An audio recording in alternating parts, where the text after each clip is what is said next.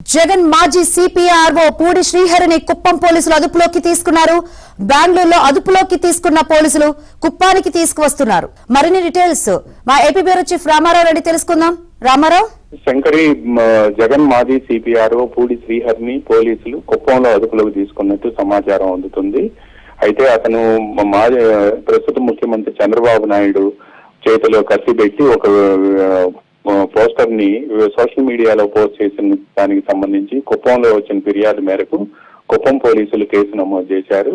అయితే ఈ నెల 15వ తేదీన పూడి శ్రీహరిని విజయవాడలో పోలీసులు అదుపులోకి తీసుకున్నారు. 16వ తేదీన కుప్పంలో కోర్టులో హాజరుపరిచారు. అయితే కుప్పంలో ఉండే కోర్టు ఆయన్ను రిమాండ్ కు పంపించేందుకు తిరస్కరించింది. ఈ నేపథ్యంలోనే ఈ రిమాండ్ ను తిరస్కరించడాన్ని సవాల్ చేస్తూ కుప్పం పోలీసులు హైకోర్టులో పిటిషన్ వేశారు. ఈ హైకోర్టులో వేసిన పిటిషన్ పై హైకోర్టు కుప్పం కోర్టు ఇచ్చిన ఉత్తర్వులను సస్పెండ్ చేసింది.